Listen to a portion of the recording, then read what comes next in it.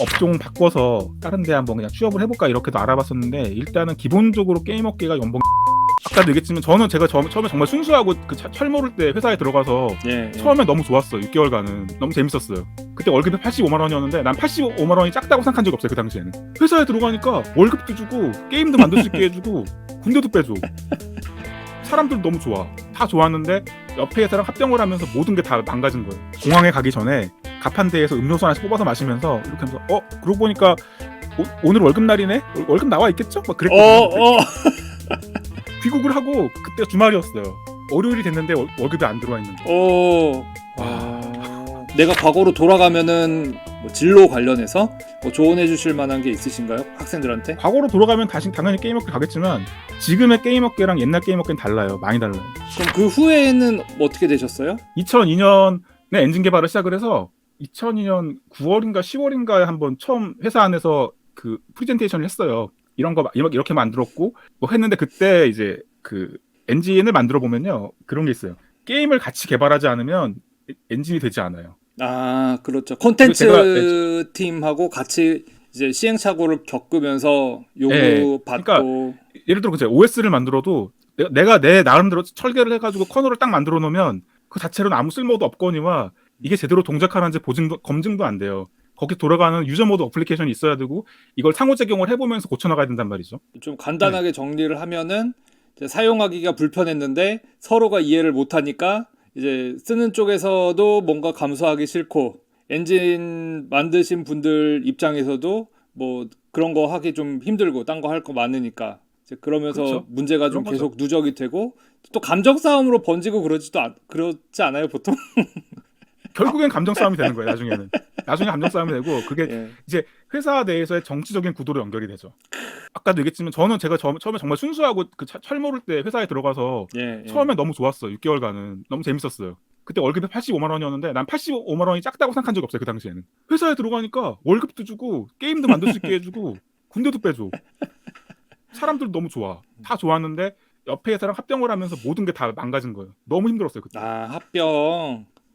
이제 그런 와중에 그래서 회사에서 이제 이거 큰일 났네 어떡하고 있지 그럴 때 이제 그때 병특으로 이제 퇴사를 못했던 몇 명 있었는데 우리끼리 우르르 몰려가가지고 네트워크 문제 내가 해결할 수 있다고 기회를 달라고 했더니 그 아저씨가 그래? 하고서 그걸 근거 자료로 들고 들어가서 밀고 들어간 거지. 결과적으로 그 아저씨가 개발까지 권한을 많이 땡겨가게 됐고 저희는 회사 내에서 이제 R&D 부서가 됐어요. R&D 부서를 신설을 했어요. 그래서 우리가 그 네트워크 솔루션을 만들어서 다른 팀에 서포트를 계속 해주고 그런 식으로 갔죠. 그러면서 이제 그 안에 3D 엔진 문제도 또 생겨서 그것도 같이 맡은 거예요. 이제 조금 시간을 이제 돌려보면 결과적으로 어떻게 됐어요? 결과적으로도 그래서 아까 말씀드렸듯이 이제 학교 복학할 무렵쯤에는 많이 안정화가 돼서 더 정확하게는 2002년에 제가 훈련소에 갔는데 저는 이제 그 중간쯤에 훈련소에 끌려갔죠. 퇴소를 곧 앞두고 4주차가 됐을 때 회사에서 편지가 이따만큼 온 거예요. 그걸 딱 까봤더니 편지를 까봤더니 그 같이 일했던 그 프로그램 아저씨가 이제 이 게임의 하부 라이브러리를 그걸로 교체를 해서 지금 대만에서 서비스하고 있고 잘 돌아간다라는 메일, 그때 편지를 받았죠. 메일이 아니고 편지를 받았죠. 편지. 그 회사는 문을 왜 닫았어요? 제가 볼 때 회사 망하는 이유는 대충 비슷한 것 같아요. 너무 사업을 많이 해. 사업 확장하다가. 그러니까 결과적으로 그때 회사에 서비스했던 게임들 중에 돈을 못 번 건 없어요. 제가 지금 생각해보면 결과적으로 돈을 다 벌었는데 이런 거죠. 한 개가 돈을 벌고 이걸 가지고 1.5의 수익을 내는데 팀을 3개를 굴려요. 그럼 적자가 나죠. 처음에 돈을 벌던 게임이 이제 수익이 많이 떨어졌을 때쯤에 두 번째 게임이 돈을 벌어. 얘도 1.5를 버는데 팀은 또 3개를 유지를 해요. 그러니까 이런 식으로 적자가 계속 쌓이는 거예요. 공항에 가기 전에 가판대에서 음료수 하나씩 뽑아서 마시면서 이렇게 하면서 그러고 보니까 오늘 월급 날이네? 월급 나와 있겠죠? 막 그랬거든요. 귀국을 하고 그때가 주말이었어요. 월요일이 됐는데 월급이 안 들어와 있는 거예요. 그런 식으로 회사가 날아갈 수도 있네. 그래서 계속 제가 알기로는 그래서 그해 10월 달에 폐업을 했을 거예요. 대학 때 병특한 이야기. 가 정리가 되겠네요. 약간 그런 거죠. 설계하지 말라는 의미는 설계를 네가 할 수 있을 정도로 능숙해졌다면 실제 그 시점에서는 이미 설계를 안 해도 될 정도로 잘 알고 있을 것이고 그 머릿속에 그 프레임워크가 다 들어와 있을 것이고 그게 아니면 그 설계 해봤자 소용이 없다는 뜻이죠. 맞는 말인데요. 공감을 하는 사람도 있고 반론을 가지신 분도 많아요. 일단 작동하게 계속 짜봐야 손에 좀 붙고 뭐가 어떻게 연결되는지 흐름도 좀 보이고 그 인터뷰할 때 그 시스템 디자인 보는 건 이 사람 경험 있나 없나를 보는 건데 저도 좀 경악한 게 그 인터뷰 준비를 하면서 시스템 디자인만 따로 공부하더라고요. 그게 사실 저도 그거는 좀 웃기다고 생각은 해요. 웃기다고 생각하는데 일종의 고시 공부 같이 돼버려가지고 그냥 다들 이제 그냥 그러려니 하는 것 같아요. 모르는 것보단 나으니까. 근데 뭐 그렇죠. 모르는 예. 것보다는 낫는데 같은 시간이면 차라리 저는 코드를 더 많이 짜보는 게 좋지 않을까. 확실히 주니어 때는 그냥 손으로 막 짜보는 게 좋다고 저도 예. 생각을 하고 이제 좀 넘어가기 시작하면 사실 그때는 좀 가르침을 받으면은 탑다운으로 보는 경험이 좀 생기거나 많이 해본 분한테 배우면 좋죠. 많은 온라인 게임들을 해보면 지금도 그래요. 이렇게 얘기하면 또 어떤 서버 프로그래머들은 저한테 불만을 갈 수도 있겠지만 사실 많은 온라인 게임들이 클라이언트랑 서버랑 따로 돌아가요. 대표적으로 어떤 사례가 있냐면 다리가 있어요. 마을에 다리가 있는데 다리 위에 플레이어가 있고 다리 그 바로 수직으로 밑에 다리 밑에 다른 플레이어가 있는 상황이 불가능한 거예요. 서버에서는. 2D니까 왜냐하면 같은 타일 공간을 공유하니까. 그러니까 예. 무시할 수도 있죠. 그걸 무시하게 되면 이제 다양한 해킹과 이런 게 통하는 거고 그걸 깐깐하게 따지자고 하면 게임에서 할 수 있는 게 없어지는 거고 그 원래 그래서 제가 하려고 했던 마음속에서 이건 해봐야지라고 생각했던 거는 그거였어요. 퀘이크를 MMO로 옮기는데 퀘이크를 MMORPG로 옮길 건데 서버에서 클라이언트에서 하고 있는 모든 3D 시뮬레이션을 똑같이 할 것.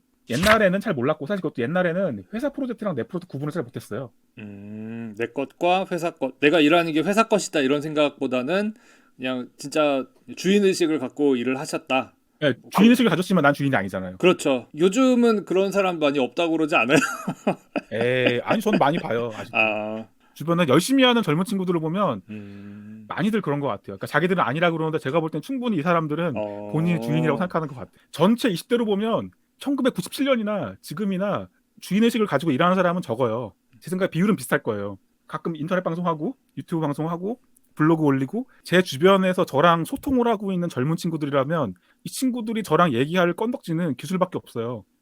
되게 열심히 파는 친구들밖에 없어요. 제가 접하는 젊은 친구들은. 그러니까 그 사람들은 당연히 그럴 확률이 높은 거예요. 아니 제가 유튜브 라이브 하실 때 네. 채팅창을 보면은 좀 진짜 좀 깊이 하시는 분들이 오시는 것 같더라고요. 유튜브에서 방송할 때 채팅하시는 분들 보면 그 중에 상당수는 회사 일을 자기 일처럼 해요. 그런 분들 그 질문 들어오는 것도 그렇고 뭐 관심 갖는 것도 그렇고 그런 저는 그런 사람만 보는 거죠, 계속. 학생들이 이제 게임 업계를 가고 싶다 이렇게 생각하고 공부하거나 준비하는 경우가 많거든요. 네. 그럼 그 학생들에게 내가 과거로 돌아가면은 뭐 진로 관련해서 뭐 조언해 주실 만한 게 있으신가요? 학생들한테? 과거로 돌아가면 다시 당연히 게임 업계 가겠지만 지금의 게임 업계랑 옛날 게임 업계는 달라요. 많이 달라요. 옛날에는 게임 개발을 하잖아요. 직군에서 속된 말로 프로그래머가 왕이었어요. 그때는. 제일 중요했어요. 언리얼 엔진을 쓰는 회사는 그래도 꽤 고급 기술을 가진 회사예요. 보통은 유니티를 쓰죠. 언리얼 엔진을 쓰려면 요새는 그러니까 이렇게 갈린 게 유니티를 써서 빠르게 만들거나 아니면 언리얼을 쓰는 회사들 같은 경우에는 언리얼 사다가 아예 코드를 커스터마이즈해서 언리얼의 화려한 렌더링 플러스 우리가 원하는 기능 넣어서 이렇게 하자는 데거든요. 그러니까 후자 같은 경우는 뭐 이제 큰 회사들 이제 그런 데조차도 숫자가 많진 않잖아요. 그러니까 뭐 C++도 할 줄 알고 그래픽스 좀 안다 그러면 이제 갈 수 있는 데가 거기예요. 언리얼 엔진을 고쳐 쓴다는 데가 거의 유일한 선택지고 이제 C++ 잘 모르고 뭐 게임 만드는 게 좋다 이러면 이제 유니티 쪽으로 가는 거고. 학생들 뭐 그냥 대상으로 얘기를 한다고 그럴 때 한국 게임 업계는 상황이 뭐 어떻다고 보세요? 뭐 좋다 나쁘다 아니면 뭐 나 같으면은 게임보다는 그냥 뭐 온라인 서비스 하는 거 가겠다 등등. 업종 바꿔서 다른 데 한번 그냥 취업을 해볼까 이렇게도 알아봤었는데 일단은 기본적으로 게임 업계가 연봉이 높아요. 그러니까 아까 이제 사실은 여러 가지 뭐 일들 많이 겪으셨고 또 엔진 프로그래머로서 또 언리얼에 대해 뭐 그런 사회적 경험은 저도 같이 공유하고 있기 때문에 충분히 이해를 하는데 의외로 게임 업계에 취직하면 뭐 월급 많다. 뭐 그 다음에 프로그래머가 대우받기 그나마 좋은 곳이다 등등 하면서 이렇게 열심히 가고 싶어하는 애들 꽤 많더라고요. 진짜 그런지 진짜 이제 게임 업계 내가 프로그래밍을 좀 하고 뭐 게임 쪽에도 관심이 있고 뭐 디자인 같은 데도 사실 관심이 없는 사람이 그래픽스나 게임에 관심을 갖지는 않잖아요. 약간 뭐 캐릭터도 좋아하고 이런 사람들이 많이 관심을 갖는데 이제 그런 사람들이 경력이나 뭐 직장 생활로서 게임 업계에 들어가는 게 어떻다고 보시는지. 저는 여전히 그래도 게임 업계가 괜찮다고 생각해요. 그런 면에서 봤을 때는. 그러니까 뭐 내가 회사 가서 재미있는 코드를 짜고 싶다라고 했을 때는 그거는 안 맞을 수도 있어요. 근데 연봉 많이 주고 분위기 나쁘지 않고 그런 걸 찾는다 그러면 전 괜찮은 직장이라고 생각을 해요. 여전히. 예를 들어 뭐 다이렉트 스토리지를 이용을 해서 뭐 SSD에서 이번에 우리가 뭐 몇백 킬로짜리 지형을 스트리밍을 하려고 그러는데 그거 할 사람이 필요해. 이런 거는 별로 없다는 거죠. 그런 거 하는 데는 별로 없는데 그냥 게임 만드는 거에 목표를 두는 일을 하면서 뭐 연봉도 나쁘지 않게 받고 복지도 괜찮고 회사 분위기 나쁘지 않고 이런 거 원한다면 이제 괜찮다는 거죠. 게임 회사. 그러니까 난이도가 높고 뭐 기술적으로 좀 어렵고 뭐 R&D에 사실 가까운 내용을 하기에는 적합하진 않은 상황인데 이제는 그렇고. 그러니까 그런 거 하는 회사들이 몇 군데 있는데 일단 소수고요. 있다고 해도 보통은 이제 그 언리얼 기반 가지고 해요. 언리얼에 이런 게 있는데 이건 좀 우리 쪽에 맞게 커스터마이즈 하겠다 이런 거 정도지 뭐 밑바닥부터 우리가 뭐 그런 데는 거의 없죠. 거의. 언리얼이 사실 많은 걸 바꿔놨네요. 언리얼이 엄청나게 많이 바꿨죠. 근데 그 언리얼이 엄청나게 많은 걸 바꾸게 만든 건 유니티죠. 그거는 맞죠. 그거는 맞죠. 유니티도 유저 꽤 많은 것 같고 뭐 사용자도 많고 유니티가 더 많을걸요. 실제로 사용자는 유니티가 훨씬 많을걸요. 그러면 이제 업계 경력도 좀 많으시고 사실 뭐 게임 업계에 대해서 사실 굉장히 많이 알고 계실 텐데, 그러니까 그냥 약간 뭐 경영자 관점이라고 해야 되나? 뭐 그러니까 기술 전략을 짰는 입장이라고 생각을 해보시면은 펄어비스 같이 자체 엔진 쓰는 거랑 언리얼 엔진 갖다 쓰는 거랑 어느 쪽이 더 좋다라고 보세요? 그거는 되게 결과론적인 거 아닐까요?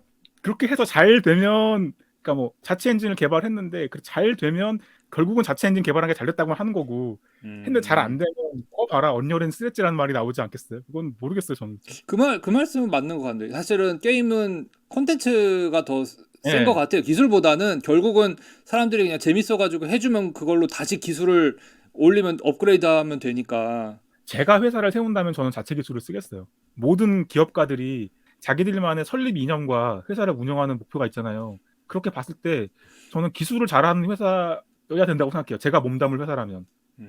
그래서 저는 쉽게 갈아치울 수 없는 기술 위에 올라가는 게임을 하고 싶어요. 아무나 아무 기술이나 갈아치워도 될 게임이 아닌 것들. 그렇게 할 수 없는 것들. 그러니까 이런 게 있잖아요. 그러니까 꼭 기술이 굉장히 막 앞서가고 그런 걸 떠나서 이거를 제대로 돌아가게 만들려면 많은 노력이 필요하고 공을 많이 들여야 하는 것들이 있거든요.